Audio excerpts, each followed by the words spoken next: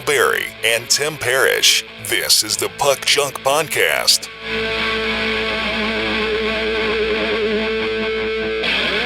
Hello and welcome to the Puck Junk Hockey Podcast. I'm Sal Berry and with me is Tim Parish, and today we are going to talk about the upcoming NHL All-Star Game, its rosters, its uniforms, what we like about the All-Star Game, what we want to be better about the All-Star Game. We're also going to talk about super crazy, humongous number of goalies that have played in the NHL this year. We're also going to talk a little bit about hockey cards later on in the podcast. So, Tim, how are you doing this fine day? I'm good. Finally feeling better. Okay, good. That's great. Yeah. It's been a little rough for everybody. I mean, some people have gotten sick. I've been lucky enough to stay well, but the Women's Hockey League, the PHF, they moved their All-Star Game from Toronto to Buffalo because of the COVID restrictions in Ontario. They weren't going to be able to have a lot of fans in the stands, so they relocated the site of their All-Star Game to Buffalo. So this is the second year in a row that they're going to have their All-Star Game in Buffalo, and I think that's just kind of an interesting tidbit. I mean, we're going to talk about the NHL All-Star Game that's coming up, but I think it's interesting that the Women's All-Star Game got relocated for, that reason. And it's going to stream on ESPN Plus as well, but I thought that was kind of interesting. Yeah, I mean, I hear talk on NHL radio all the time and hear the guys saying about, are we going to get to the point where we're going to have to create some kind of bubble for the Canadians in some American city? Yeah, I mean, just to be able to finish the season. Yeah, I mean, especially with the restrictions and stuff. I mean, earlier this month you had Winnipeg looking at playing games in Saskatchewan so that they could have their games where there would be more fans. But then that's kind of stupid, because then you're like basically telling your season ticket holders, hey, we want you to travel to a different province to watch the games. You know what I mean? And that almost never goes well. Like when a team says, yeah, we know we play in this city, but we're going to play in this other city. And usually when that happens, it's because something's wrong with the rink, so they relocate. But that's really a stretch to be like, well, yeah, we're going to skirt these COVID protocols by moving our games elsewhere, at least in the case of the Winnipeg Jets. But it's really hard to get everybody to bubble in one city for that amount of time like they did when they returned in 2020. I mean, that was like a really exceptional case, and that was really just for the playoffs. And then as teams got eliminated, they were able to go home. But you can't, I mean, that's impossible to do for 82 games. So I really don't know. I guess the right answer is nobody plays, everybody stays home, everybody gets better, the virus dies out because it doesn't have vectors to spread to, and then we go back to business as usual, but that's not going to happen. So I was going to say, fat chance of that. Right. Well, it could have happened, but we didn't. I don't know. Instead of jumping into the pool, we kind of dipped our toe, said we don't know about this, and then it just, yeah. But anyway, I want to talk about the All-Star Game rosters. I love the All-Star Game. I've always loved the All-Star Game. Coincidentally, the first All-Star Game I saw was the one that I went to in person in 1991. Because now that I think about it, I missed the 89 All-Star Game because I got into hockey right around that time, but I didn't really know what was going on. I'd catch games here, I'd catch games there. I might have, I can't remember if I missed the All-Star Game or if I just wasn't aware of it or whatever. And then I want to say maybe in 1990, I don't remember. That was the one in Pittsburgh, right? Yeah. I missed that one because I remember all the 1991 Pro Set cards had pictures from that All-Star Game, and I thought they were cool, but I don't remember that All-Star Game. And then, so the first one I saw was actually the one that I went to in 91 at Chicago Stadium. I've always liked the All-Star Game. I've always thought in my mind it'd be fun if like the All-Star Game and Winter Classic were combined, like make the All-Star Game an outdoor game, and it would just be even more awesome.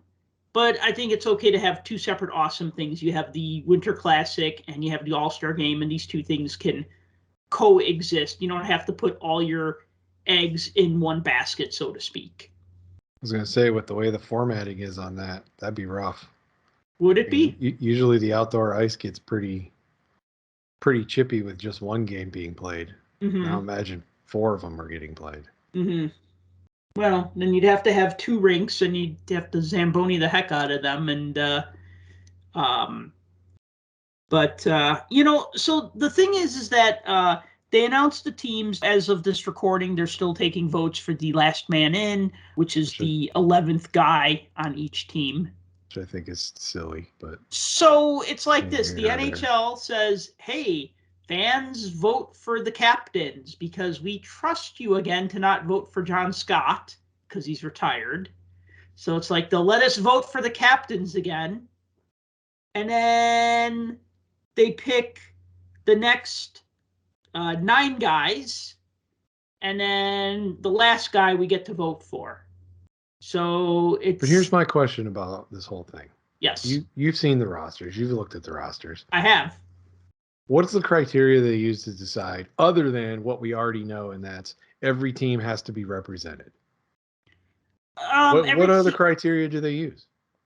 I think it varies on a case-by-case basis, because, like, if you said, okay, who's, like, without me thinking too hard about it, like, if you said, okay, who's the representative for the St. Louis Blues, off the, like, just the first thing I'd want to blurt out would be Vladimir Tarasenko. Yeah, but then I think about it, I go, well, no, wait, no, because, Jordan Kyrou is leading the team in scoring. So he's the representative for the Blues. But then you look at the Bruins, who's leading the Bruins in scoring? It's Brad Marchand. And he's not on the All-Star. Yeah, and I was going to say, and guess who's one of the biggest snubs off of the whole entire list? Brad Marchand.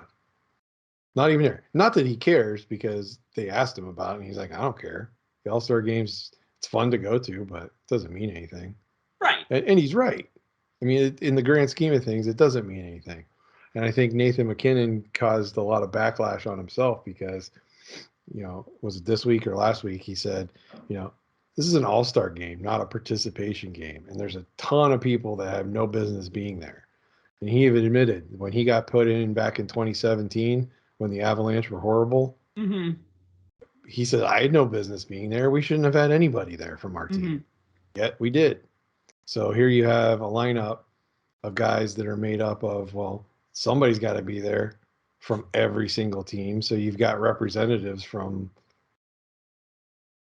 like, Arizona, worst team in hockey. Montreal, one of the worst teams in hockey.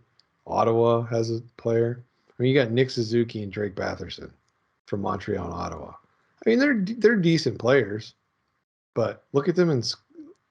If we're going by scoring prowess, I mean, these guys aren't even in the top 50. In fact, I think Suzuki's not even in the top 100. Right. In scoring. So why do they get to represent their team? Only because someone has to. And it can't all be it can't be 9 forwards and 2 goalies. Although they didn't necessarily pick an even split. Like, you would think that there'd be 6 forwards and 3 defensemen. But you say, look at the Pacific, the only D-man they have so far is Alex Pietrangelo. So, another D-man might get voted in as the last man in. But I guess if you're playing 3-on-3 hockey and, you can have, a line of Connor McDavid, Johnny Gaudreau, and Leon Draisaitl, you don't really need a defenseman. You know what I mean? Then the defenseman's almost like a formality, right? If you're playing 3-on-3 hockey, which is really just like kill, kill, kill, right? And defenses, I think we've kind of determined that defense is sometimes a little bit of an afterthought in these games. I mean, obviously, defense is not a priority because no one cares to see that. They only want to see goals being put in and goalies being made to look like fools. So I still feel bad for Don Beaupre in the 92 All-Star Game. That was when they were wearing those horrible Candyland jerseys, the red, white and blue jerseys that were supposed to look like the NHL's 1926 All-Star jerseys or whatever, or 1930s or whatever. And Beaupre got hung out to dry, and he allowed like 6 goals in one period of play. Because they weren't really prioritizing defense. But yeah, you're right about that. Here's the thing. There's so many players that should be in here that aren't in here. And if you're of the ilk of people that believe the All-Star game doesn't matter, then I guess it doesn't matter, right? Are they really snubs if they didn't get put in because it's a game you don't care about? But if it is a game that you care about and you're trying to look at, this is supposed to be, just like the Olympics, they want to see best on best. Well, how do you have best on best when you don't even have all the best players in the league against each other? You have some of the best players, and then you have a bunch of fill-in guys because of some silly requirement. So roster spots could be taken up by players that people want to see, like Steve Stamkos or Brad Marchand, or here's the big one, Nazem Kadri, who may still get in, but at the same time, they took Nathan McKinnon, they took Cale Makar, both from Colorado. And I'm not saying they shouldn't be there, but look at the season that Kadri's having. Right. They're going to postseason suspensions aside, we're ignoring that, and we're looking at what he's done this year. He's playing out of his freaking mind this year. Nor did they take Roman Josi, who's like the league's best defenseman statistically right now. Right. And so, I mean, what do you, I don't know. It seems like in some cases they took the guy that they should have taken, and in other cases they took the guy who was the bigger name, right? In the case of like saying Nathan McKinnon over Nazem Kadri, right? But then McKinnon got picked as the captain, so that was the fans. The fans voted for him. And Cale Makar, I'm not going to deny the fact that he's an all-star. I mean, right. he's one of the best defensemen in the league, but at the same time, you also have Roman Josi, who could still get in. Mm-hmm. But again, he's one of the league's top defensemen, and he's left off the list. Right. Just because Clayton Keller had to be chosen. So it's like, why? Like, really, why? Why would you do that? I'm really okay with them picking at least one player per team. I don't have a problem with that. I think that if you have an all-star game, I think all teams should be represented. I like the East versus West format better than remember in the late 90s when they did North America versus the world. Sure. I mean, as fun as that was, you'd get like, oh, well, there happens to be one Swiss player playing in the league, and I guess we'll include him because he's the one Swiss player. You know what I mean? And so they kind of had to like say, well, okay, and oh, well, there's a couple of German guys, and maybe one of them is good, like say like an Uwe Krupp or someone who would have been an all-star in like the 90s, but like sometimes they were just they're kind of lax on it. And you know what? That's okay. This is for fun. It's supposed to be fun. And if but you don't think McKinnon's point of it's not a participation game, it's an all-star game has some clout? Because yeah, you want to have a player from every team representative, but what if that team has no all-stars for that season? But every team has somebody who carries the load for them, and they need to be rewarded. I mean, you look back at another example of like I don't want to say a terrible all-star because I freaking love this player when he played, but Peter Sidorkovich, the goaltender, and in the 92-93 All-Star game, he was the Ottawa Senators goal representative in the All-Star game. Why? Because he played a ton of games. He probably kept them in game. He lost a ton of games that year, but he probably kept them in games and kept games closer than they could have been. So, did he have a great season? No. Was he one of the top 10 goalies in the league? No. But he was probably Ottawa's best player that season and deserved to be in the All-Star game. So you're going to get a couple of those every now and then. I mean, you look at like So what's your end game though? Do you want to see the best players and make up the best roster, or do you want to see the best players that also appeases every fan base in the league? I think every fan should have a dog in the fight. I mean, didn't it I get a don't little agree with that, tiresome man. when you had like tons of Islanders and Oilers in the 80s when you'd look and like, you know, Glenn Sather would pick 9 Oilers to be on the team. And yeah, you could say, you know what, all of those Oilers were damn good, but was there maybe a guy from another team that should have been included? You know what I mean? Instead of maybe the 7th or 8th Oiler. I don't know. I don't necessarily agree. I want to see the best players on the roster of that division. Now, it makes it definitely harder when with these smaller divisional teams Mm-hmm. and the fact that it's 3-on-3. Well, not really though, because you know what? I did some quick math. So there are 9, 10, 11, and the rosters are only slightly. No, I think they're a little bigger because an All-Star Game roster would have 18 skaters and 3 goalies, but then sometimes they did up to 20 skaters and 3 goalies because you'd have like the commissioner's picks, as they'd call them. And that was from the one year where Mike Milbury picked Chris Nyland over Guy Lafleur.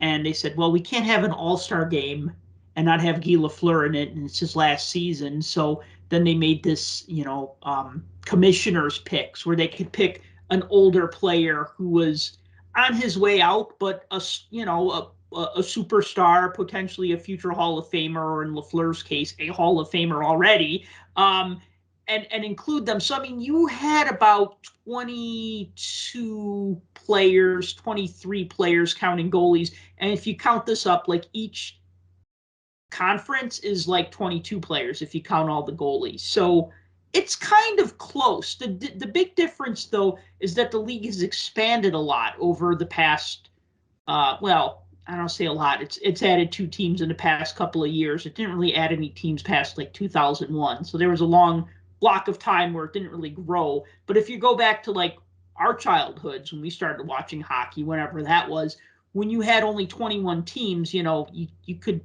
pick 2 guys per team easy. So I don't think these teams aren't really that much smaller. Maybe expand the rosters and go back to 5-on-5. I don't know. Well, actually, that was going to be one thing I was going to think about was right now we have 9 skaters and 2 goalies. And my suggestion would be to expand the rosters to 12 skaters and 2 goalies. We like the 2-period format. It's a 3-on-3 game, 2-period format. Add 3 more skaters. If you want to make each half a little longer, that's fine. If you're thinking, oh, well, they won't get enough time to see, you know, this player play if they're playing every 4th shift instead of every 3rd shift or whatever. It's not like I can't really think of too many instances of All-Star games shortening their bench other than the John Scott All-Star game where they were really trying to win that. The Pacific was really trying to win, so Scott didn't play a lot in that last game, but then he ended up getting the check for the million. So I think it was, you know, it was kind of like, I think everybody was like okay with that. You know what I mean? Fans were. I know that. Well, I mean, we wanted to see John Scott play, but then when he played, and then when it looked like they were going to win, they didn't necessarily want him out there with a minute left if they're up by a goal. You know what I mean? Like you want to really like circle the wagons and play defensively, and I could kind of get that. But so I would say instead of 9 skaters and 2 goalies, go to 12 skaters and 2 goalies. You're just adding 3 more players. It's not that many more players, but it's a start. And then on top of that, I mean, especially like what if the league expands in a couple of years, goes from 32 to 34 teams? I don't want it to happen. I want to see the Nordiques come back, but I don't want to see. I think 32 is enough teams as it is. Yeah, I agree. And if they do expand, I'd hate to see them do it like they did the last time around and have an odd number again. Even though somehow it kind of worked, but still. So we didn't talk about the Penguin in the room. I mean, there is only one. It's just Tristan Jarry. Yeah, well, he's been playing. Let's face it. He's been playing out of his mind this season. Yes, out of his mind. But how can you have an All-Star game and not have Sidney Crosby in it? Again, another snub. And Crosby's not even. I don't think he's even on the list of next men in. I think Gensel's on the list. He's fourth. I think he's fourth on the team in scoring. He's only got like 5 goals this season. Something like 5 goals and 20 assists or around there. According to them, he's no longer a star because he's not even on the list. And again, Marchand too. He's not even on the list of next men in. He's not there at all. Like there's no chance. But Crosby, again, there's a lot of players and Ovechkin. Like that. Panarin's another one. Panarin should be in, but Crosby and Ovechkin should just be automatic at this point. Kind of like, say, Gretzky and Lemieux circa 1996. Automatic. You know? Gretzky played in every All-Star game, and even in his last season, he had 9 goals. He had a ton of assists that year. And he led the Rangers in scoring, but he only had 9 assists every year. Goals. So, I mean, you should not omit Sidney Crosby. Unless he asked very quietly, hey, guys, let me sit this one out. No, that's only Ovechkin that asks that. Yeah, that's true. So what do you think of the uniforms? I like them. I think they're kind of cool. They're fine. They're almost like throwbacks. To what, 5 years ago? I don't know. I don't know what they're throwbacks to, but they just remind me that they might be some kind of throwback. Well, I read the article on NHL.com, and they're basically kind of going back from like the late 90s to like the 90s, 2000s era. So like the North America versus the world. But then also, if you think about the time when they would do the fantasy draft, remember that?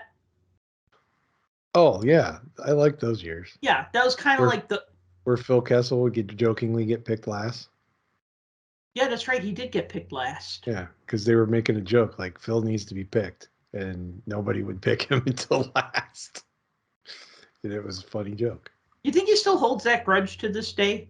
I don't know. That was back when he played for Boston. Yeah. So, well, he's going to get traded soon anyway. I liked the fantasy draft. I liked, I guess here's the thing. I like the All-Star game. And if they change it every year or every couple of years, the format, that's fine. I thought North America versus the world was cool. Sure, we had some guys that probably had no business being all-stars under normal circumstances, but to grow the idea of NHLers going to the Olympics, yeah, it made sense to do a North America versus the world format. I like these each division having a team. I think that's a lot of fun. I like the fantasy draft idea. I thought that was a lot of fun. You know what would be hella cool? If all the players just threw their sticks in the middle of the ice and somebody just divvied them up like we do when we play pond hockey. That would be fun. That would be fun. Although I'd be memorizing which stick is Crosby's or which stick is McDavid's and be like, oh, this Cooper stick is going to go in this pile over here. Yeah, that's right. You can usually tell by the bend in the blade or the tape job. Mm-hmm. Yeah, the tape job's a giveaway. Yeah, the one thing I do like about those jerseys, though, I like the fact that they put the NHL shield on them, like really big on the front instead of the team logo. Because before with the team logo, it's like everybody's got a different jersey. Now, at least now, everybody's going to look uniform. No pun intended, or maybe no pun intended. Taken. Yeah, that's the point. But like that, and the fact that it's like blue versus red. I kind of like that because that again, it's like white versus black or whatever color versus whatever color. So you have that team oriented, and also the fact that this stands out because it's not you're on this team and you're on this team and you're on this team and you're on this team. It's you're on the All-Star team for blue or you're on the All-Star team for red. It didn't matter though, because even though you had one team wearing white and the other team wearing dark gray, and they had the team logos on them, they were still kind of like grayed out logos. You know what I mean? And I thought that looked kind of cool. I still saw them though. Like that's what I focused on. So it was more like a pickup game then. Like when I organized one of my weekly rat hockey games for me and my friends, not since COVID, but prior to COVID, and I would just And say, everybody shows up in their favorite jersey because that's the hockey jersey they have. well, but you tell half the guys to wear white and the other half to wear dark. And then you always have one a-hole who has to wear gray. And then nobody knows if he's on the white team or the dark team. He can be the ringer for both. Yeah, but unless he sucks. You know what I'd like to see? Just imagine this for a second. And I don't think they ever did this. So you remember the All-Star jerseys from the late 80s? The black. Orange and black ones? Yeah, but I didn't like the ones that had orange as the base color. I liked it when they did black and white. So you had the black with like the white shoulders with the orange trim, or you had the white with the black and the orange trim. Imagine those coming back, but we replaced the orange with silver, like they did in the NHL logo, and the NHL insignia replaced orange with silver. Now take those 80s All-Star Game jerseys, but now use the new NHL logo and then replace the orange with silver. I think that looks really cool. So you're talking the ones with the star patches on the shoulders. Oh yeah, those ones. Uh-huh. And then what? Give them like silver helmets, like the Kings. That'd be kind of cool. Or gold helmets, like the. No, you got to match. So like maybe the. No, I think black and white helmets is fine. I don't really like the silver and gold helmets. Although I would like to see the Kings and the Knights play in silver and gold helmets. I think that would just be really kind of fun to see. But like, I don't know. I don't mind them. I don't get as crazy about them as some people do. If I had more room, I would definitely buy more jerseys. I know every couple of years I want to buy an All-Star jersey, and I never get around to it because I still think they're overpriced. Whatever they sell for, they're more than what I want to pay. And so I always feel like, these are too much. So I just, I don't buy them. And then usually I'm the king of finding jerseys for like $40, brand new, 10 years later. But but at least it's the price I want to pay. I agree, they are expensive, especially if you don't get a knockoff one and you get an actual authentic one. One of my scores from 2 years ago, right prior to COVID, was I found an Ottawa Senators jersey from 92-93. Didn't have a name or number on the back, and it was $20.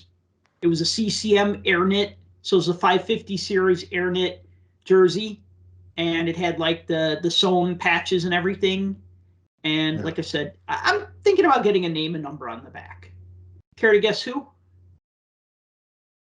I probably couldn't even come close. You're not paying attention, my man. Their first All-Star. Who's first All-Star? Ottawa's. Alexander Daig. Daniel Alfredson? Peter Sidorkovich. Oh, because you said that earlier and I should have been paying attention. Yeah. So I see how it is. Yeah. Well, I told you before we started, my brain's not functioning completely today. This is true. Reason. You did warn me about that. I did warn you, so. Okay. So All-Star Game uniforms winners. You want to talk about this Golden Knights thing? A Lamborghini? I mean, I just saw this. That's why I brought it up. Okay. So anybody that watches the show Street Outlaws, I guess on tonight's episode, both on this week's episode, which technically is tonight, they are doing a unveiling of, basically they take the Golden Knights Zamboni and they trick the thing out and they turn it into a Zamborghini is what they call it. And so I guess they're going to unveil it tonight. I don't know if it's going to be part of the All-Star Festival or not, but I imagine it will. It looks kind of cool. They show it drag racing in the commercial. So I have to find a video to that. You have to put the link to it. I think the NHL Network tweeted it out. I don't know if it was earlier today or maybe yesterday. I think it was yesterday. And yeah, it's pretty cool looking, I think. But a couple of the guys from the show basically take it and tear it down and put it back together and turn a Zamboni into the Zamborghini. I wonder if it goes more than 5 miles an hour.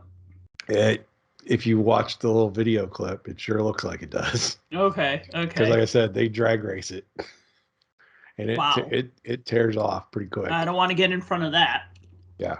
Does it still work, though? Does it leave like an ice trail behind it? See, that part I don't know. I don't know if they change it and make it completely different, but it's got big old tires on it. So maybe they can make it convert or something. They can still use it. But like I said, I imagine they'll probably have it at the All-Star Game. You know, that's in another. Vegas. It's in Vegas. Yeah, that just makes too much sense. That's another thing that's really great about hockey is hockey's the only sport I can think of that has its own unique vehicle that's unique to it. You know? I don't know. Would you count the bullpen cart as unique to baseball? No. Isn't that just a golf cart? I mean, kind of, but some teams soup it up. And the football players, when they cart them off the field after they get hurt, that's just a gator, isn't it? Which is really just a golf cart. Yeah, kind of, maybe. Yeah, that's what I mean. Like, you think about, like, all the sports don't really have a don't have a vehicle. Hockey has a vehicle, and then I think another thing that really drew me to hockey as a kid were goalie masks. Even though I was kind of like, I got into hockey when the fiberglass masks were getting phased out, the Jason style masks, but still just cool that like goalies had like that sense of expression that they can do. And it was funny because like when Major League Baseball catchers started using what they called the HSM, the hockey style mask, there was a little while where they were customizing them like hockey goalies, and then they kind of put the kibosh on that really quick because they thought it was, too distracting. Oh, your sideburns are too long, or oh, you put something fun on your catcher's mask, and that's a no-no, So like, tuck in your shirt. It's just like so, like, there's no smiling in baseball, right? Hey, they enforce that at the teenage level. Really? Oh yeah. My kids have had plenty of times where they're out on the field and the umpires like stop the game and make the kids tuck in their shirts. Mm-hmm. So still happens. Interesting. It's preserving the historical significance and the legacy of the game. Mm-hmm. Yeah. Do you buy any of that? Not at all. Oh, okay. I don't know. So by my count today, 101 goalies have played in the league this year. We're only halfway through.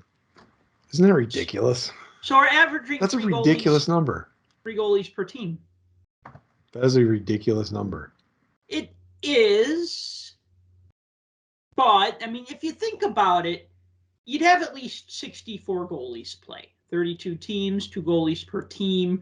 Backups are going to always get in at least a couple of games. Even the guys who got buried behind Martin Brodeur still got in a few games, maybe 3 games, but still. You know what I mean? Like, so you'd have, we could count on 64 goalies playing, and then you're going to have your odd injury here and there. But I mean, I think part of it, I think, let me rephrase that. Part of it, not I think, I know absolutely, is because of all of this COVID craziness. I mean, that's absolutely what it's about. I had 2 goalies on my fantasy team go down with, actually, I think one was injured and the other one had COVID.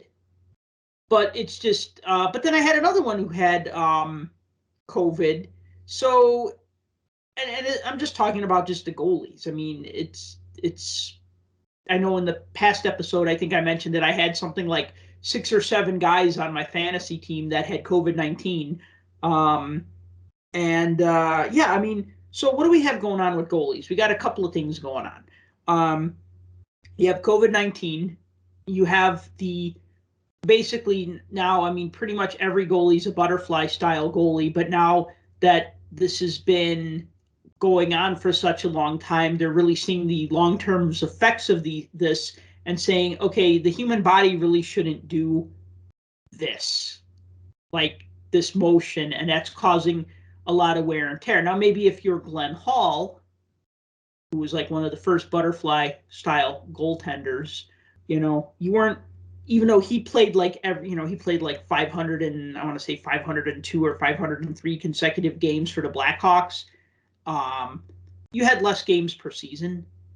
I mean, I guess what I'm saying is, like, you have more games per season. You have goalies making a lot of money, so then the coaches tend to over-rely on that goalie because they'll say, hey, we got one goalie making league minimum. We got another goalie making $6 million a year. I'm going to start that $6 million a year goaltender 4 out of 5 games. And so they got a higher likelihood to get that long-term injury or even just get injured in a game because they're playing more games. So yeah, I mean, it's kind of a foregone conclusion that goalies are at a higher risk of injury now, and not like injury from like a puck or a stick or something because they're so well protected, but just injury from the nature of the style of game that they play now. I don't want to offend anybody by this, but I can add to that fact too, the whole thing too, and I would say that there's a mental aspect of it also, and there's been a much bigger spotlight shined on the mental aspect of sports, and especially the goaltenders, because as we all know, goaltenders are pretty crazy and known to be very quirky and unique individuals most of the time. Are they though anymore? So much? I think so. Guys still talk about how goalies are kind of weird. They're like a different breed of guy. I mean, come on, you've got to be to want to strap on some padding and stand there and just be shot at for an hour. They're not shooting at you; they're shooting around you. Well, I mean, there is something oddly satisfying about stopping somebody else's shot. There is. I mean, I played goalie, so I mean, I enjoyed playing goalie, but I'm also crazy. So There you go. I'm just using my own situation as an example. So we have. But have you looked at like historically how some of these seasons have gone? Because I was going back on some of the statistics on how many goalies were used, year in and year out. And like from 1990 until 2000, that whole decade averaged about 76 goalies per season. So you think about that. It's about 2.5 goalies per team. So from 2000, we have 5 additional teams since then? 1, 2, 3, 4, 5. No, 6 additional teams, I think, since 2000. So you add 6 teams, and if your roster carries at least 2 goalies, we'll even push it and say 3. That's another 18 goalies. So 76 plus another 18, you're looking at, 94. So if you adjust for that, you're talking 94 goalies in a season. Well, we're already past that, and it's only halfway through. So, and I think a third of those are Buffalo Sabres goalies because I don't think you're wrong on that. They're going down like dominoes. I mean, they brought back as a backup Michael Hauser, the guy who played 4 games last season after not playing any games for like a year. There was one game last week where I saw before the game, Pekka Luukkonen was supposed to be the starter, and I flipped over to the game, and I see Malcolm Subban in that. I'm like, what the heck happened? And, it was just another one of them things. And Subban got hurt, but he finished the game. Yeah. So it's just interesting to see how many goalies have been called up, and, even rookie goalies that generally don't get a lot of opportunities. I mean, look who just played for the Hurricanes. They brought in Jack LaFontaine. Mm-hmm. Was it like last week or a week before? And I mean, he's playing for the University of Minnesota. Mm-hmm. He had to come in and start. Or not start, but he had to come in relief. Mm-hmm. So I mean, it's just crazy. And then we have Tuukka Rask back, who hasn't played in a whole year. 6 months. That's a year in goalie year. Oh, okay, true. But I'm actually very happy for Tuukka Rask. Had that hip surgery. He recovered. He's better. He said he only wanted to play for the Bruins. Looked like the Bruins were going to move on. I mean, they signed Linus Ullmark, and then they have Jeremy Swayman. And Yeah, but don't you feel bad for those guys now? What's going to happen to Swayman? Is he going to get dropped down to the AHL squad? Don't know. Well, I mean, right now they can carry 3 goalies, and they probably should, considering how crazy things are. Yeah. But I yeah. just kind of feel bad these guys kind of moved up and earned their spots, and now, oh, sorry, our guy's back. You got to take a back seat. Yeah, but Rask is only 34 years old. He's the all-time leader for the Bruins in wins. And I want to say, I can't remember if it's save percentage or goals allowed average, but he's 34 and he's basically the best goalie that ever played for them, statistically speaking. I mean, you can argue that other goalies were better, maybe like a Jerry Cheevers, but I'll see. There you go, way back. I was just going to say Tim Thomas. Yeah, Thomas is an interesting dude. And actually, I looked him up the other day because I wanted to see how old Thomas was when he played for the Bruins. And he was 37 before he moved on. And so, I mean, he was able to play at a high level, at 37. So I could see Tuukka Rask playing a couple more years for the Bruins easy. I mean, if he, can play at that high level. I mean, then you have, like your legends like a Patrick Waugh and like a Dominic Hasek who can play in their 40s, or a Tony Esposito who played till he was like, I want to say like 42 or 44 or something. I mean, this does happen. I mean, especially with that position, more so than the other ones, it seems. Yeah, I don't think Rask is done. No, I mean, he's clearly showed that he can still play. I mean, his first game in, he won the game out. I mean, I don't want to discount it at all, but they were playing the Flyers, so. Yeah, 3-2 win is a 3-2 win. That's a hockey score. I mean, that's a win. He had 25 saves. And I think there was a whole period where the Flyers had 2 shots on goal. Yeah, I think it took like 7 minutes or something for them to get their first shot on net or something. Yeah, it was something ridiculous. Yeah. But they were playing with like half of an AHL team and a couple guys they found in the parking lot that had skates in their trunk. So. Oh my God, dude! There was a changing the subject a little here, but there was a Saturday Night Live skit from this past weekend where it was. So you're the one.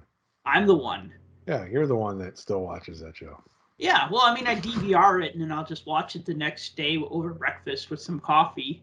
So there was a skit, and you know how Kenan Thompson plays Charles Barkley, like whenever they do any sort of NBA joke. So they did the NBA on TNT, and they had Kenan Thompson as Charles Barkley, and then they had Bowen Yang as Yao Ming. And Bowen Yang is like a short dude, so they just had him standing, and they put him in like a really big shirt, a really tall, like a tall suit jacket, but he's standing at the table, but it's made to look like he's sitting, and then he's just like, the other team looks very small to me. And so anyways, the joke was that the Brooklyn Nets were playing the Sacramento Kings, but the whole team tested positive for COVID, so they just grabbed a bunch of people from the audience to play for the Kings. And like one guy was like the team's like assistant trainer or something, and then like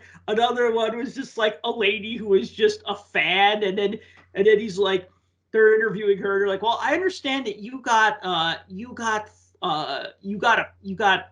a foul for trying to take a selfie with Blake Griffin. She's like, well, it's funny because it was like they were losing like 172-1, and she was So it the was only like a one. Globetrotters Generals game. Yeah, and it was funny because they're like, well, you're the only one who scored for Sacramento. She's like, yeah, a free throw, and it was underhanded, and it was just, dude, it was just so freaking funny how they just had to fill a team with like just whoever they can find. I mean, honestly, with sports like it is now, it's not that far-fetched. Yeah, and then you gotta wonder, what are you paying for? If I pay to see the Penguins and Crosby and Malkin are sick, I'm pissed.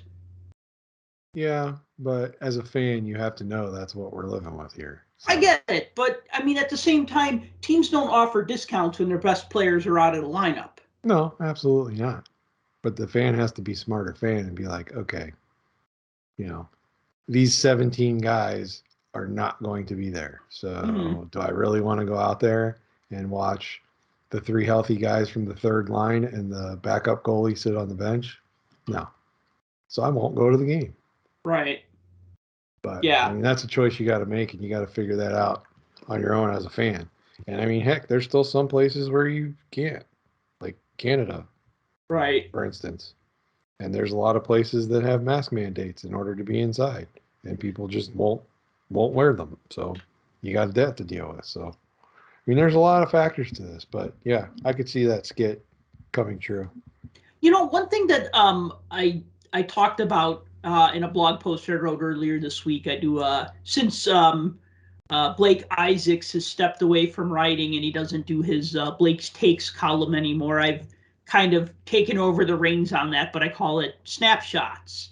And so one of my snapshots was taking a look at the Olympic team roster for Team USA. And I'd rather talk about the Olympics another day.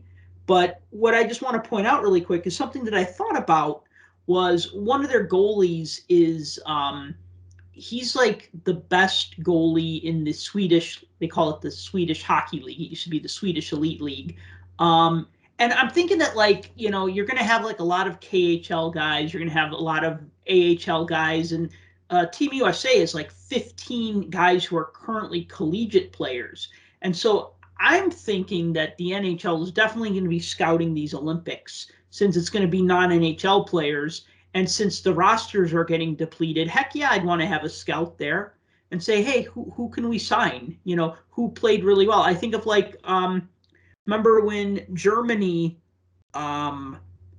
pushed the Olympic athletes of Russia to overtime in the gold medal game. And even though Germany lost that game, they had a really strong showing. And one of the players who ended up with an NHL contract after that was Dominic Cahoon, who has since he's not in the NHL anymore, but he was in the NHL for about 4 or 5 years. Well, let's see, 18 to 22. So no, maybe not even 4 years, 3 years. He played with Chicago, and didn't he go to Pittsburgh? The big Kahuna, Dominic Cahoon. Sounds about Cahoon, right. Yeah, Cahoon was in Pittsburgh for a minute. Yeah, for a minute. So I'm not saying this is like a groundbreaking like transaction that happened, but I'm just saying it's not uncommon to see guys do well in international tournaments and then end up on an NHL roster. I mean, look at Brian Boyle. Well, and I think there's plenty of guys in this mix. I mean, not counting the ones that have already been drafted. Obviously, you got people on Team USA like Matty Beniers, right? Who's already got a home. But I not to keep talking about it, but I saw the roster list too, and some names that popped out to me, like, Nick Shore was on the list. Mm-hmm. Steve Camphor was on the list. Mm-hmm. I mean, these are NHL players. I haven't heard their names spoken in many a moon. Right. We only know them because they're all in the KHL. We needed their young gun at one time or another to finish a set. That's the thing. They're all in the KHL. So it's right. Like, there's no rule against KHL not going. So here's American players that can jump on a roster. Right. So You never know. There might be a diamond in the rough there, and one of these guys may get their audition to come back. So Eric Stahl, I was going to say, speaking of auditions. yep, PTO with the Iowa Wild. Yeah. And that's, I think that's what all signs are pointing to, is he's looking to get signed to an AHL roster so that he can be considered for Team Canada. Mm-hmm. So, I mean, more power to him if he can, if he can hang, right? Oh, I agree. Yeah, I think it's always, the Olympics are not what they were 40, 50 years ago, and they're not even what they were 8 years ago. So, in the 70s, teams gradually, not counting the Soviet Union, because those were professionals, even though they didn't call them professionals. But by the late 70s, you had Canada was even adding former professional players to its national team. And then I want to say even the Miracle on Ice players, I think there were a couple of guys who had, I think Eruzione might have even had a little bit of minor league experience before he played for Team USA in 1980. So, at that point, they weren't really amateurs anymore. There were some minor pro guys in there. But then you look at the 92 team, I'm not talking about the US team. The Canadian team had Lindros that year. But the American team had Mo Mantha, who had played in the NHL for 8 or 10 years or something like that. And he was on the 92 Olympic team. So, there are. All-time Penguin. Yeah. So there are instances where, or not, I don't want to say instances because that makes it sound like just once in a blue moon. There are repeated examples of players who had played in the NHL a long time, and then they end up on an Olympic roster, years later. So yeah, and I think you'll see that with once Team Canada finalizes their roster and figures out who's going there, because I think the other names I heard tossed around, like I heard Josh Hosang's name. Mm-hmm. He hasn't been in the NHL for a little while. I heard Devin Dubnik's name thrown around for Team Canada. Good. These are guys that don't have an NHL contract, so technically they're not under the guise of the we're not going to the Olympics rule. So right. So it'll be interesting to see if it will make me wonder is if they can clear a roster spot for him on the AHL team, or if they do it for the simple purpose of so that he can get put on Team Canada. And then do they have to keep him on the roster spot? Is there a rule that they have to if he doesn't technically make the team, but they want to put him on Team Canada? PTO is like a limited. Sometimes it's 3 games. Sometimes it's 5 games. So it's not like a full season contract. So yeah, but it's a paid tryout, and then that's what Brian Boyle had in Pittsburgh. They invited him to camp, said we'll put you here on a PTO, and then he outperformed what they thought he would do, and so they signed him to an actual season contract. The same thing can happen here, but if let's say they give him a PTO, say we're going to make this however long, he makes Team Canada, goes and plays with them, comes back, and then they're like, oh, sorry, your PTO's up. We don't have any room for you. So that he just gets his one last chance or one last shot at a medal at 37. And then who cares? It means to an end. Yeah. I don't have a problem with it. I'm just wondering if that's what they're doing. If you're the Iowa Wild, you're the farm team for the Minnesota Wild. So as we've seen, a lot of players have been called up because of COVID. You have the taxi squads, which are basically denying AHL rosters 6 of their players, sometimes 6 of their best players, who could just kind of hang out with the parent club in case they need to fill in on a moment's notice. So you are going to need players. So if somebody like Eric Stahl comes to my team and wants to start playing, I would be like, yeah, man, you've played in the NHL a long time. You're a former team captain, a former All-Star. play on our team. You know, we could use you for 5 games because guess what? We got 9 guys called up to the Wild right now. And then if he ends up on the Olympic team, I'd say is if I was like an Olympic coach, and especially with the rules that the way Olympic rosters are built now, I would want somebody like that with that experience, even if they were getting fourth line minutes. I mean, you have somebody who played that long in the NHL. I mean, just the level of experience and knowledge that they can add to the roster. I mean, you can't measure that. And I mean, especially since like these Olympic rosters are bigger, they're like 25 player rosters. So, I mean, it's not just like 18-2. Like if you remember in the Miracle on Ice movie, Miracle, where they were talking about cutting Jack O'Callahan because he had that leg injury. And it's like, well, if we don't, if we cut you, we can bring in another defenseman. But if we keep you, then we can only have 5 defensemen in a game until you get better. You know what I mean? It's not like, now you can have, your 18 skaters, your 2 goalies, and an extra 5 guys who could fill in if somebody gets hurt. Yeah. Well, I mean, I think he's already played a couple games. I think he played against the Wolves the other day. But, I don't know. We'll see. Like I said, Canada hasn't announced their roster yet. They're still trying to chisel away at who they're going to put on it. Now, let's change the subject to some hobby news, because I think you want to retract something that you said in the prior episode. Would you like to use this? Would you like to use this opportunity now to retract your statement that you made in the prior episode? Something that had to do with the credibility of a certain company that applies their branded shrink wrap to boxes of trading cards?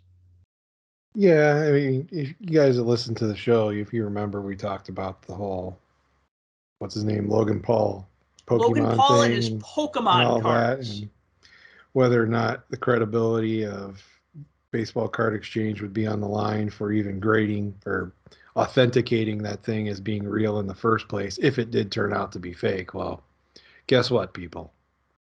It was fake. All right, and they so opened it live on camera. Yep. Why don't you wanna summarize that? I mean, essentially, it boils down to a typical, what I was shown by my children is a typical, very well produced video, which made me think that there's no way this is real. But I guess all of his videos were like that. But anyway, he came to Chicago. He's in a hotel room. He brings in the guy that he bought the box from. And they're looking at the box and talking about it. And he's like, hey, if this turns out to be fake, am I going to get my money back? And essentially the guy's like, yeah, you'll get your money back.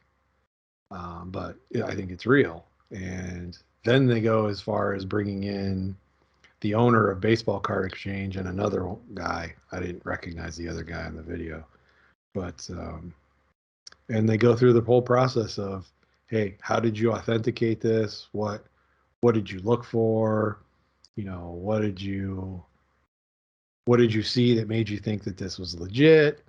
And Steve talks about the different things that he looks for on a box or a case when he tries to authenticate it based off of what it is and the time frame and everything else. And he even said, we don't do Pokemon cards.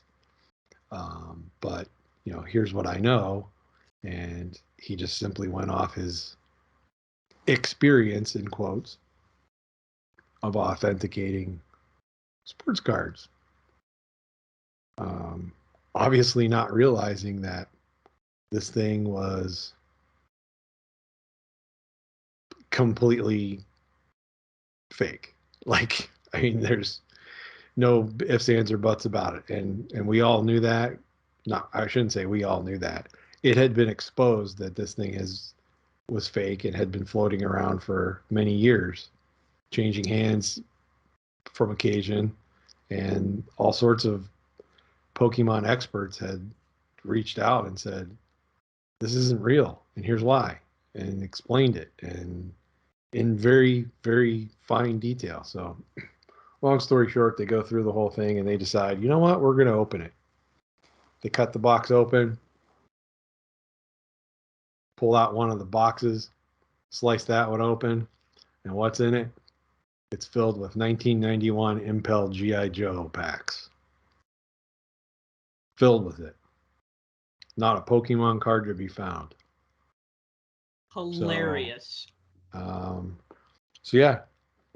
And so here's the thing. A lot of people don't have any sympathy for the guy. They don't like Logan Paul. They don't like what he stands for, what he represents, the whole idea of, fake celebrity and, being a quote unquote influencer type person and all that kind of stuff. And let's take all of that out of it.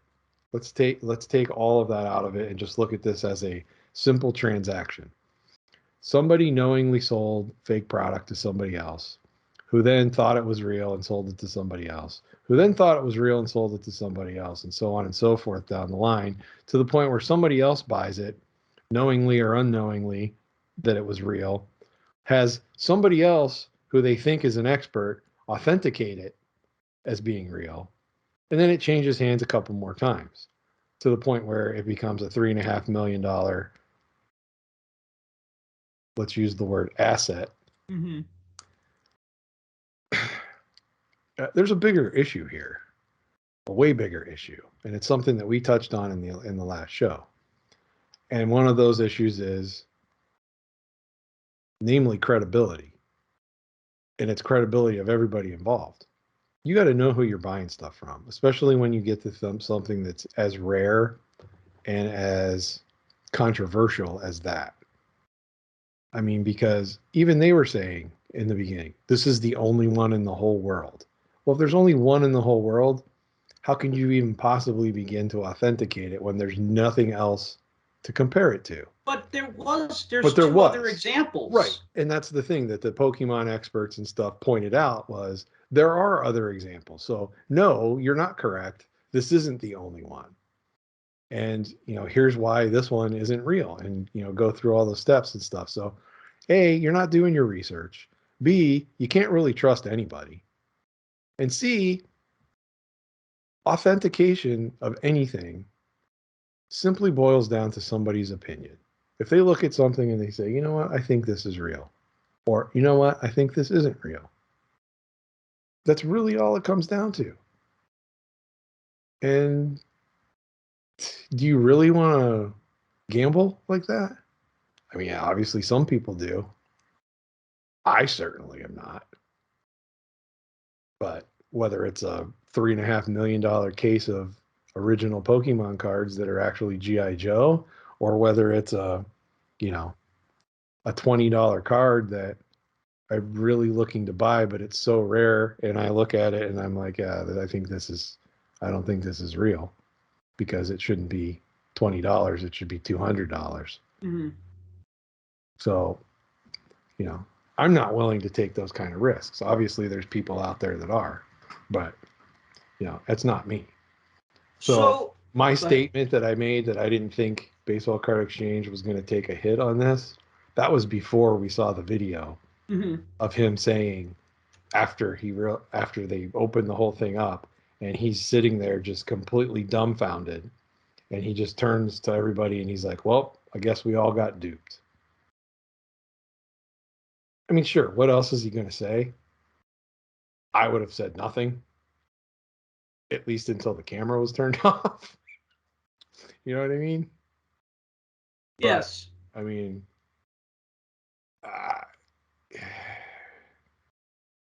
obviously they're going to get raked for this. And I mean, it is what it is. They immediately took to Twitter and made a statement, and to Instagram and their website and everything else, and they made a statement about it once that video hit. And they basically said, hey, look, this was our best estimate and our best guess. We're by no means experts when it comes to Pokemon. And for that reason, we're not doing Pokemon, Yu-Gi-Oh, Magic. We're not doing any of that anymore. But they should have done their homework in the first place, and they didn't. I mean, of course. I can look at something and say, yeah, this tape is 20 years old. It doesn't mean that it's the original tape. I could look and say, yeah, this tape has aged. Look at how it's aged, and look at the bends in the box, and this and that. The fact that he focused on the the lines of the cardboard being embedded into the shipping label. And that's the silliest thing I've ever heard, because as we talked about before, that shipping label is a thermal label. And anybody who has any experience with any type of shipping knows that it doesn't take more than a very little bit of pressure Right. on a thermal label to cause it to show. Yeah. When I fold up You can a take receipt, thermal and you can use your fingernail and write on it. when I fold up a receipt and put it in my wallet, put it in my pocket, forget about it for a week, then I empty my pocket, my wallet, and find that receipt, and I unfold it, and it has the lines of where I folded into it, like Right. pressed Or into you- the receipt. Or you take a thermal receipt and you leave it on the dashboard of your car. The next time you go out to your car, it's probably going to be black. Yep. So, I mean, yeah, that just the whole way that went down, and I watched that, and all I thought was, man, I said some stupid things on our last show that I want to retract all of it. Well, you didn't know how he was going to react if they No, were I fake. didn't. So No, I didn't. I want to throw out a few things here. A couple things I just want to say about this. So first of all, I don't like to see anybody taken advantage of or anybody get duped out of money. It's hard to feel sorry for somebody who can, throw around $3.5 million on cards, because I mean, he was just doing it to have this showpiece. Oh, I'm the only one who has this. There's only one in existence, right? And so he didn't even know what he was talking about. Well, and that's why I said, regardless of what you feel about him, if you ignore all that part of it and just look at the bigger picture here. Yeah, it's pretty terrible. So I started laughing as soon as I saw them open. So they open the box, and then they see the Pokemon boxes. They open the case, and then they see the Pokemon boxes, and they go, the wrapping around the box doesn't look right. Like, it looks loose. Like the top of the box was kind of loose. It wasn't like a nice tight shrink wrap around the boxes. Yeah, and so the one guy grabs one and it collapses. Yeah. Did you see that? Yeah, and then they cut it open and they dump it out, and it's full of G.I. Joe packs. At first, I thought they were Pro Set football packs, so I started laughing my ass off. Then, when they're G.I. Joe packs, I started laughing even harder because, okay, so the 1991 G.I. Joe set from Impel, I have that set complete. I like it. It's a nice set. I remember in the early to mid 90s, you can get a full box of those at KB Toys for I want to say $5.99 a box. And I want to say I opened a box and I made at least one set. Maybe I made two sets. I can't remember. But I remember that Pro Set Hockey Series 1 and Pro Set Football, Impel G.I. Joe cards, WCW wrestling cards. I remember KB would just have stacks of these boxes, and they'd be $4.99 to $6.99 a box. And I would I'd want something to open that was cheap. Mega Metal cards, that was another one that was dirt cheap. So I would say that Metal. even I don't remember that one. Mega Metal, yeah, there was Mega Metal and there was rock cards. And so anyway,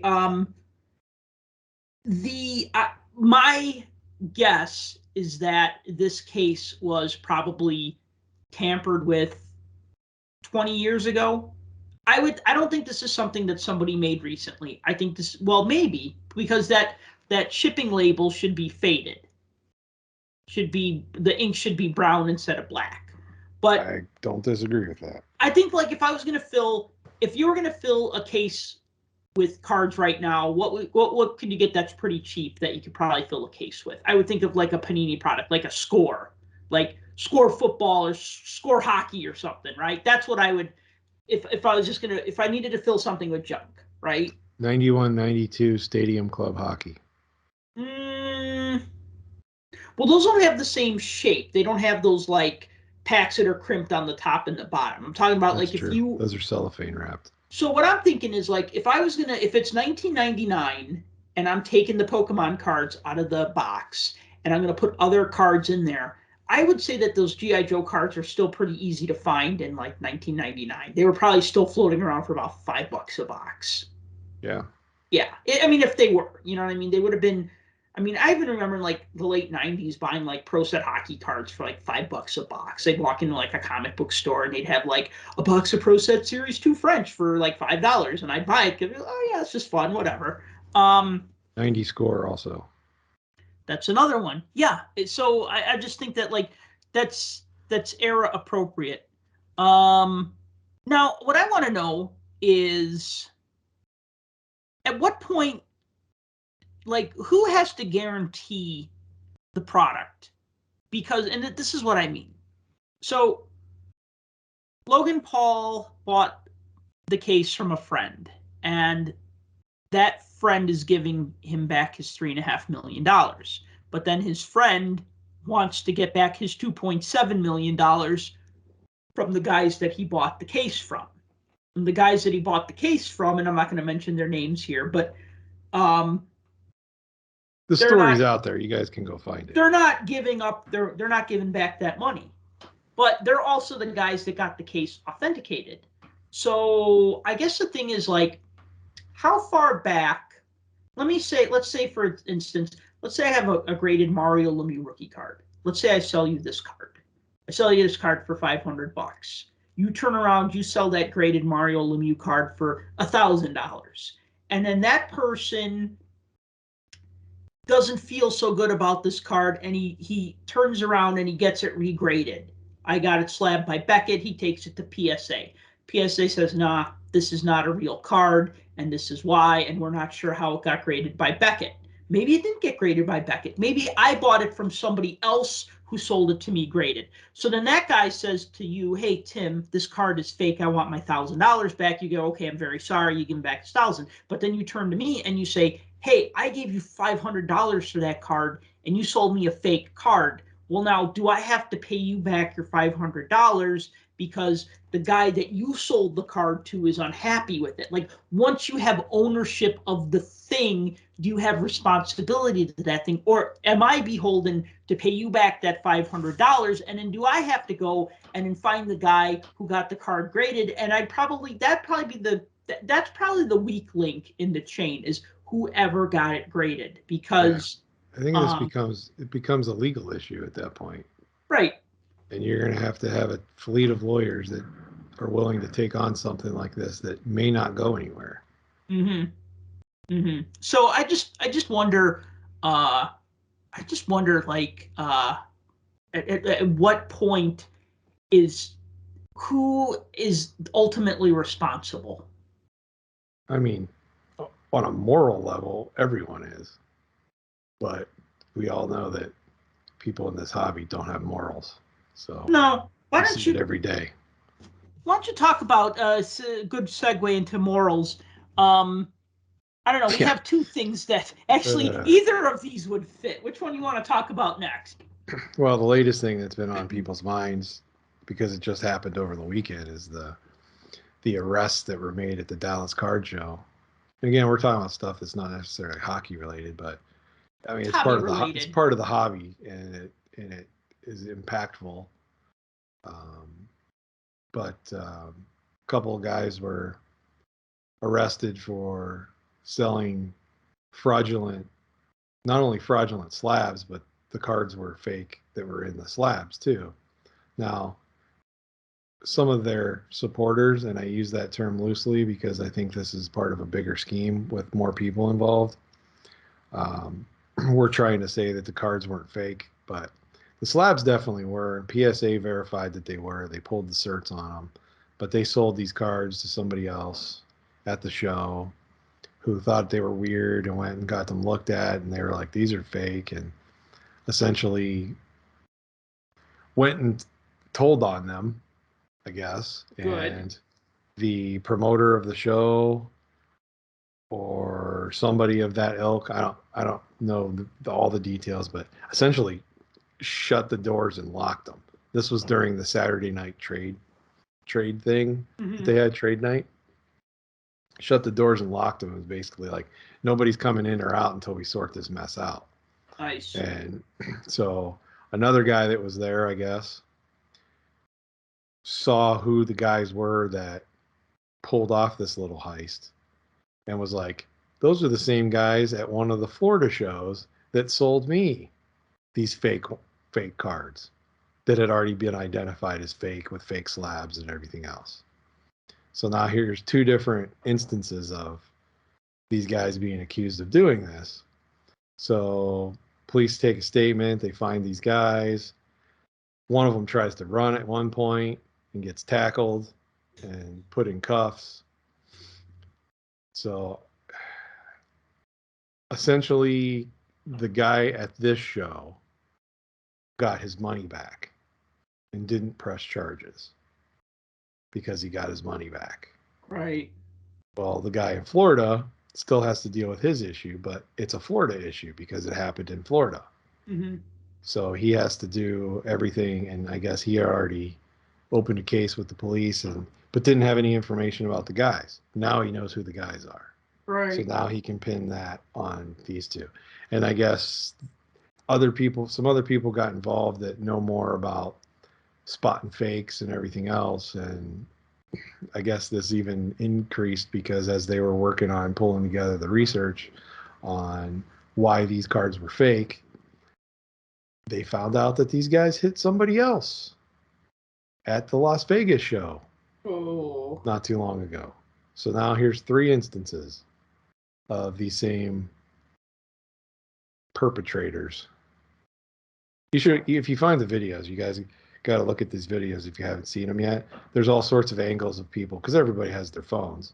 And at these card shows, I mean, how many people they have their video blogs and their YouTube channels and their Insta channels and their TikToks and everything else, and everything's going at once. So everybody's got their multimedia going. And so there's multiple angles and videos floating around out there of the whole thing as it goes down. And the peanut gallery and the crowd's yelling all kinds of stuff at these guys, and it's something else.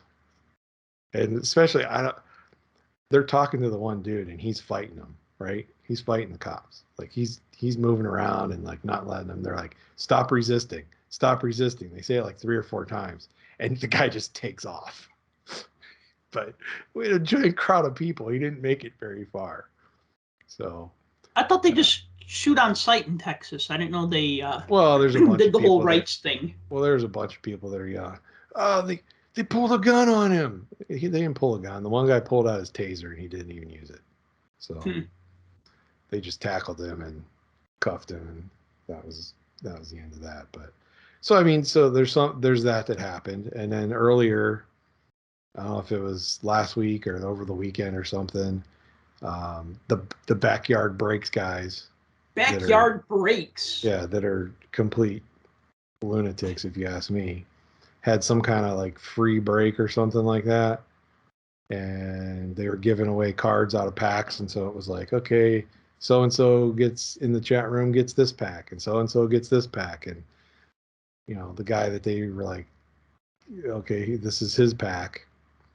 They ended up hitting one of those big Kaboom cards out of Panini, and it was like a Trevor Lawrence gold one numbered out of 10, which they were freaking out because they think it's a $20,000 card, and they're like, we're not giving this away, even though they said they was giving it away, and it became this whole big deal. And then they eventually gave it away to other followers, which that was shady too, I guess.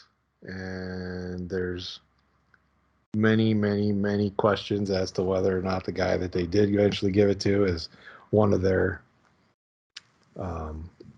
lackeys, I guess, and sympathizers. But they're just getting drugged through the mud because of this whole thing. And look, we say it all the time. Do your research.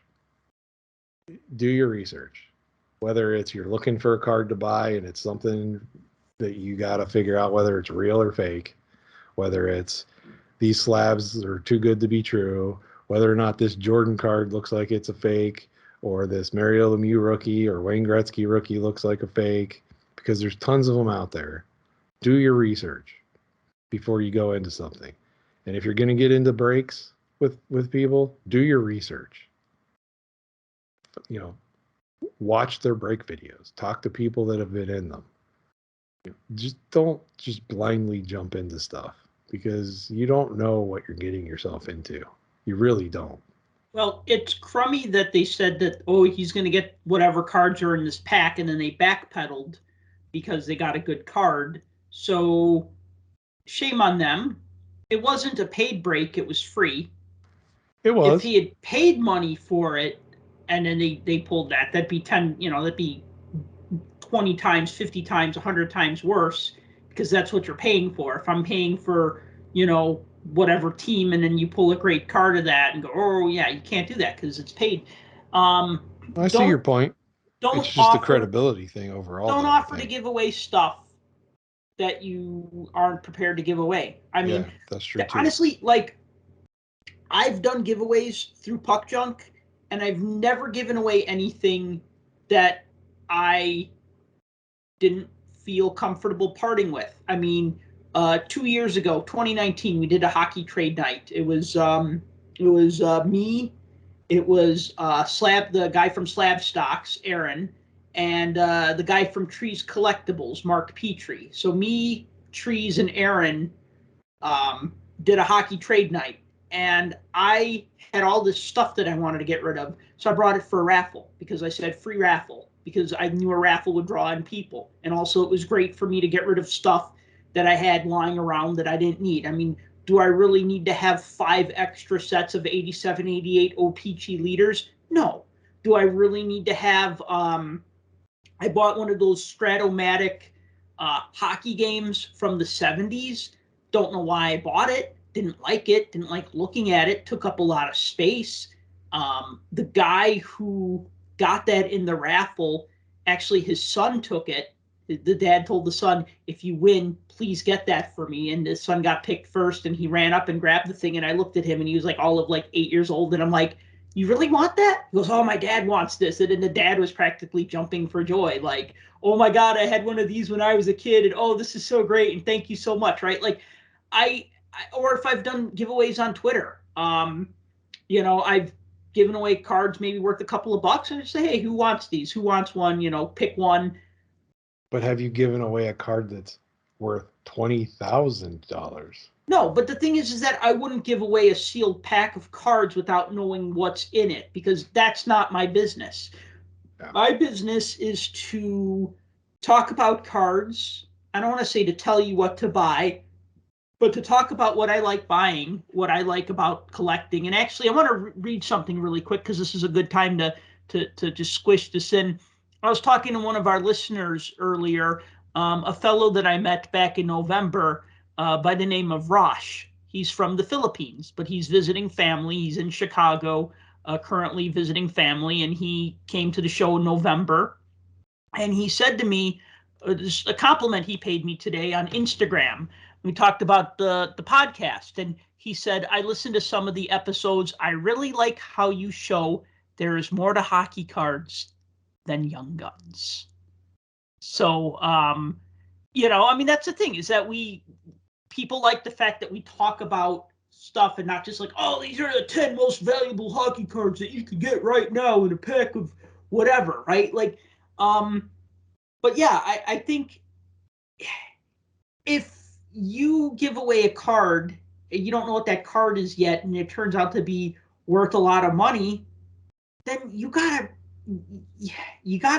not only do you have to honor that, but you gotta get hella publicity out of that. See, they did it all wrong. They would need to blow this up. I would, then this is where I would start advertising, like putting money and saying, hey, we're the guys who gave away the $20,000 card to one of our YouTube subscribers or one of our Twitch subscribers or one of our Instagram subscribers, right? How much press would they get from that? Oh, Can of you course. imagine the hobby blowing up about this humble little breaker guys who got this card and they said they were going to give it away and they did? I would make a big freaking deal about that. Instead, they did the opposite thing and they made it 10 times worse. Oh, I preach to the choir here. No, I know. I'm just, this is They kind could of have just, they could have taken 5 minutes and remedied the situation, but it was all on video yep. of them backpedaling and making the decision on camera that they weren't going to give that away. And then they tried to play it off as, well, we never said we were giving that card away. And the guy he didn't think that he won that card. And then there's like retraction videos and videos of them talking to the supposed guy that won the card but didn't really win the card, and it's just a big mess. And then of course the guy that eventually did win it, that everybody think is a plant and one of their friends, he decides to post it online and brag about it, that he now has it and he's in possession of it, and everybody's like, you got this today? He's like, yep. Like, well, today's a holiday, there's no mail, so how the heck did you get it today? And he's like, oh, I flew down there and got it, and here's my plane, here's a picture of my plane ticket and all this. It's just dumb. The whole thing is dumb, and it's silly, and again, it just plays to the credibility of some people. And I don't know, maybe the whole thing was staged just to get people to talk about them. I mean, that could be too. Who knows? I know they say there's no such thing as bad publicity, but I don't think that applies with cards, because I'm seeing a lot of bad publicity in a lot of these things, and none of it feels great. Yeah, I was just saying today, I'm like, so many negative things are going on. It's like, I want to back off for a while and just be like, just let everybody kill each other and then just come in afterward and go back to doing what I was doing. You know what I mean? So. Okay, so let's end the show with some talk about hockey cards. So I'm just going to spit out a few dates here of upcoming things. We got O-Pee-Chee coming out January 26th, one day before my birthday. If anybody wants to know what to get me for my birthday on January 27th, well, O-Pee-Chee comes out on January 26th. Just saying, not saying, but saying. At least it does right now until they cancel it and move it to like July. July. Here are all the best holdover rookies from 2 years ago or whatever. We got the Star Rookie box set coming out February 23rd. Again, these are tentative dates. We got something called SP Signature Edition. You'll talk more about that in a minute, coming out sometimes in February.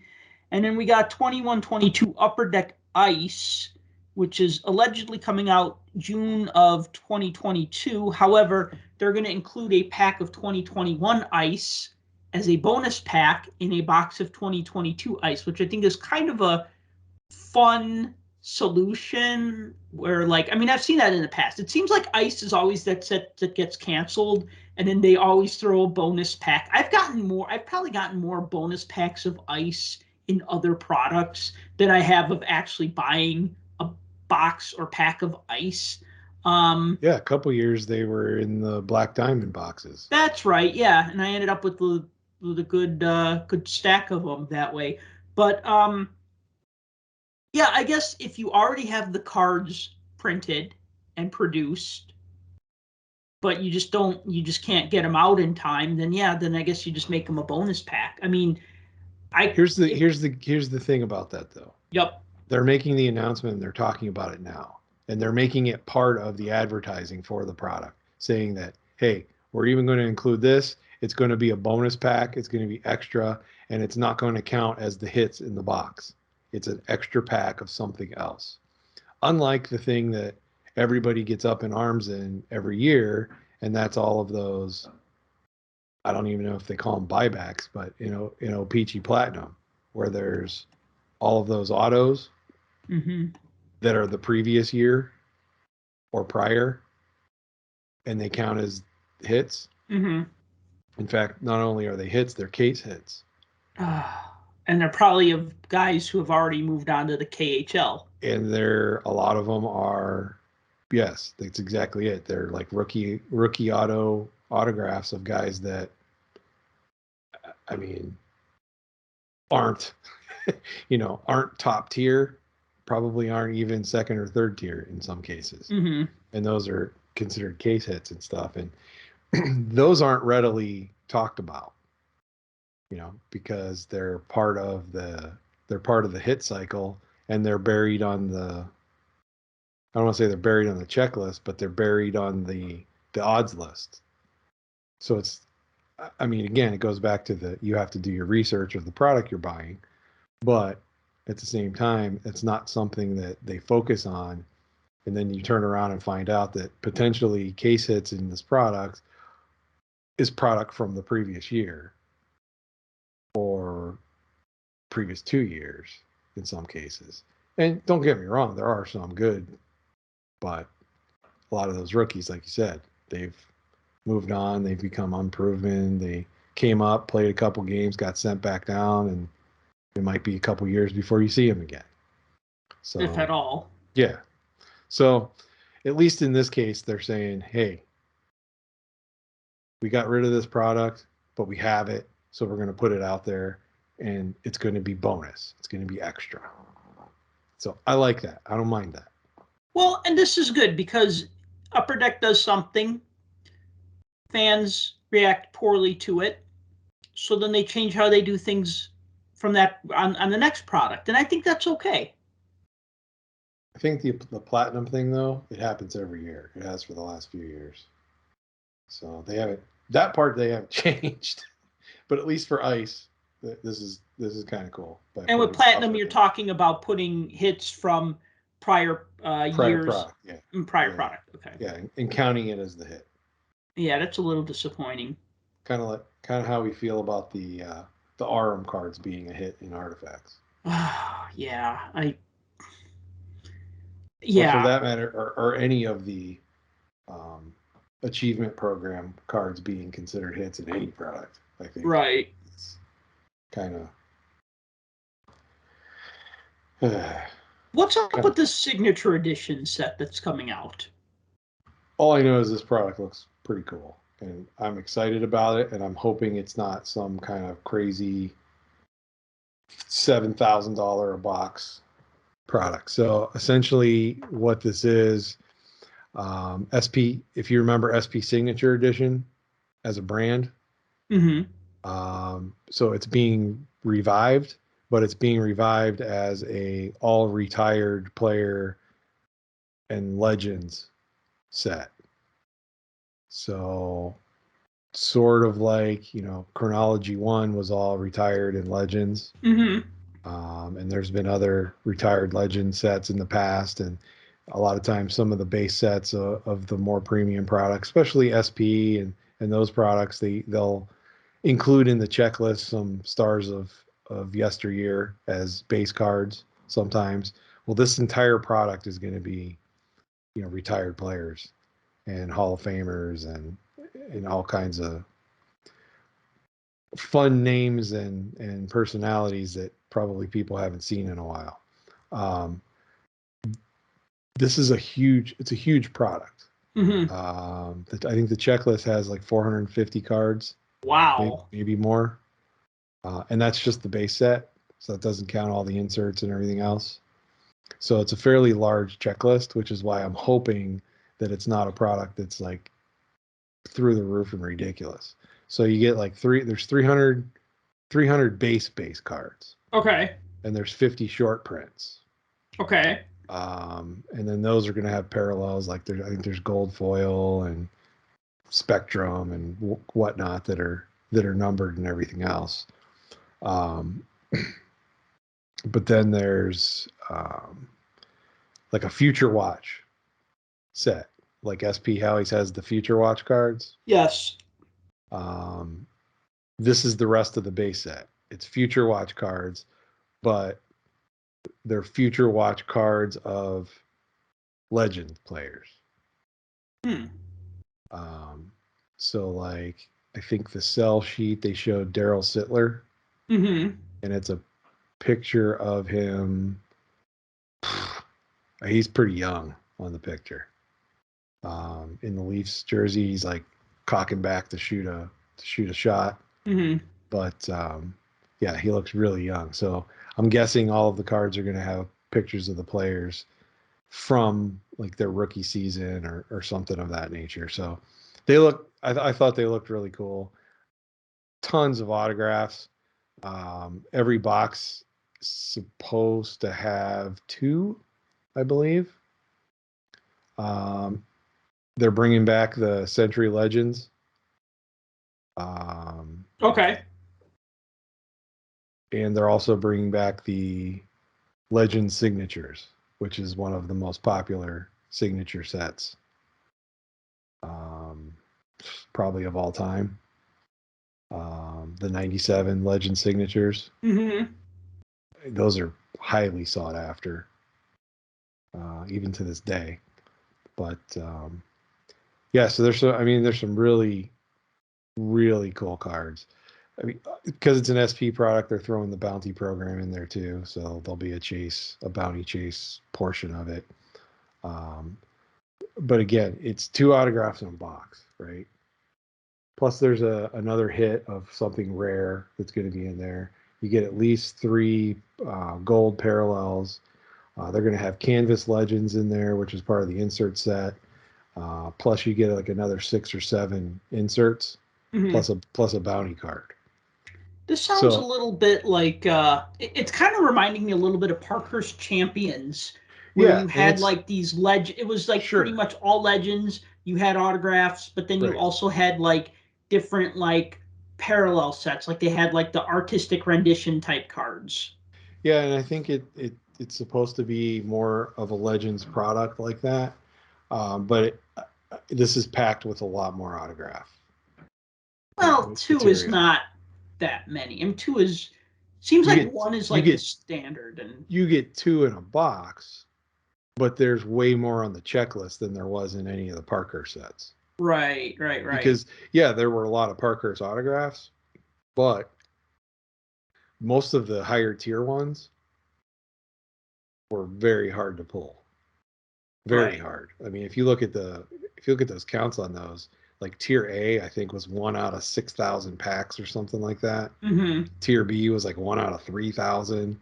C was like 1 out of 1,100 or something. So most of the autographs you were getting were like tier D and tier E autographs. So, Right. you'd open 3 boxes and get 4 Brian Sutter autographs. Ugh. So Well, actually, with Parker's Champions, funny you should mention that. I got, I think I bought 4 boxes, and I think 2 of them had a Ron Sutter autograph. Same card. I got right. Ron Sutter twice. Yeah, and see, I ended up with Which was sad. I bought a bunch of those boxes back then, and we Mhm. actually were fortunate enough to pull a Ray Bork.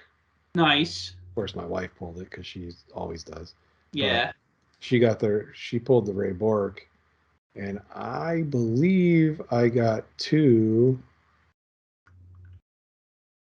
in 2 different boxes. I got 2. Who was the other Bruin that we got? It was Johnny Busick. All right. I got 2 of the same cards, but the interesting thing is the way the one was signed. He signed the other one like he started writing his signature a little further over on the card. Mm-hmm. So you can clearly see that they're different. They're signed differently. Mm-hmm. But anyway, yeah. So back to this product. So it's 5 cards per pack, 18 packs per box.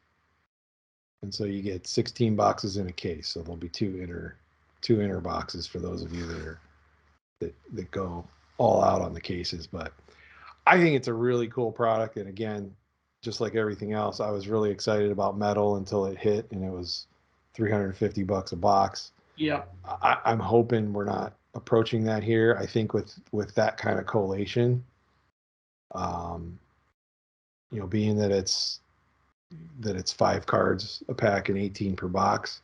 I mean, that seems to be like more of a regular type release. However, because of how much autograph products in here, I don't know. This might be a very popular product. It looks cool. I'm kind of excited about it.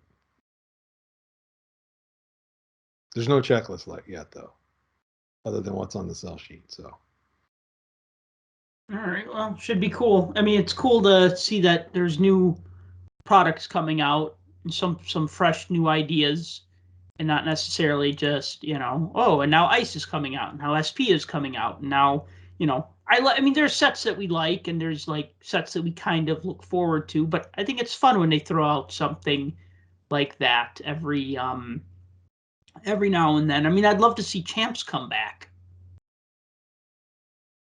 I would too. I mean, Champs is one of my favorite sets.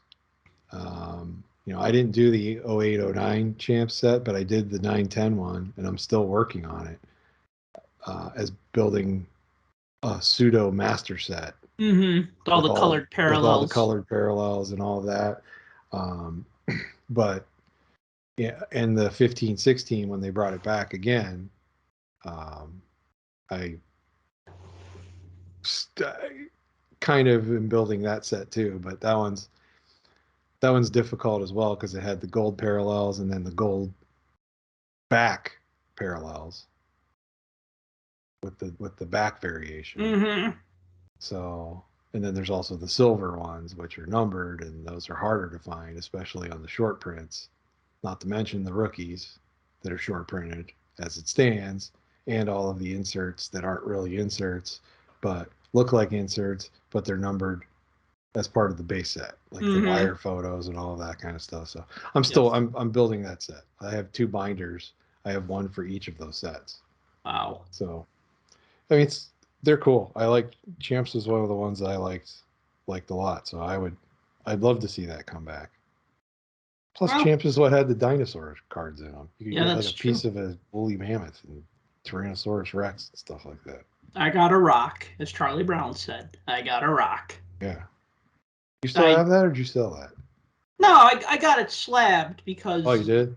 Well, like 10 years ago, I had like a coupon for 2 free gradings from Beckett. So I sent my... for those who don't know, who haven't been reading my blog for almost 15 years now, back in 08-09, when I bought a box of Champs hockey, it had a redemption for a one of the like fossil cards, and it wasn't the dinosaur tooth, which is what we all wanted. It was a Neolithic stone tool. So what it was it was a piece of a tool made out of stone from the Neolithic era. So think of like a tree branch with like a stone tied to it that some caveman type or whoever lived during the Neolithic era used to, like, I'm sure it was a caveman. Hit things with, to hammer nails with, or whatever the equivalent was back in the Neolithic era. So like my joke is I got a rock, like Charlie Brown when they go trick-or-treating and they're like, I got a piece of candy, I got a piece of bubble gum, and then Charlie Brown's like, I got a rock, because they keep putting rocks in his trick-or-treat bag. And so I got a rock. Yeah, and then I ended up getting that card graded because I think one year when I renewed my Beckett hockey subscription, this was, I can't remember, this was 10, 12 years ago, they gave me a coupon for 2 free card gradings. So I got my Neolithic Stone Tools card graded just to see what that experience would be like.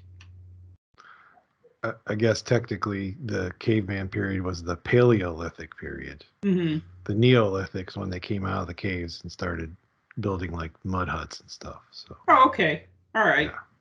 So maybe you have a piece of tool that they used to build a mud hut. That's great. I mean, it was used for so it was like a hammer basically for like home building. Wouldn't it be really weirder too if you could get it like DNA tested and you found out that it had similar DNA structure as your own self, so you realized it was used by one of your ancestors?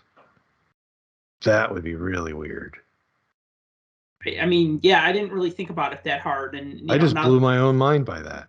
Wow, I think this is time to end the show. I think blew my own mind with that. Yeah, I think at the beginning of the show you said you're not quite in your mind, and now you said you blew your mind. So I think this is a good time to end. Do you have anything else you want to add before we wrap it up? Yes, you should get your Neolithic mud hut building tool piece DNA tested. You should. And anybody else out there that does, have it DNA tested to find out if it came from one of your ancestors. See, I'd be more interested in getting a DNA sample from one of the jersey swatch pieces on an upper deck card. Although those have been laundered, but still, I would be interested in... To try to match it and see if it was actually worn by the player? Yeah.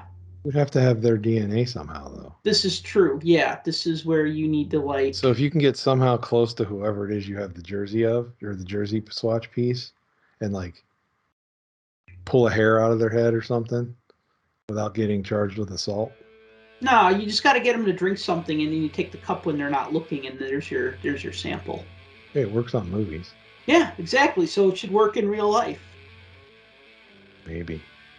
All right. Well, thank you for listening to the Puck Junk Hockey Podcast. As always, if you've enjoyed the show, please sure to like and subscribe. Please be sure to write us a review on iTunes. And until next time, collect what you like. For more hockey goodness, follow us on Twitter @PuckJunk.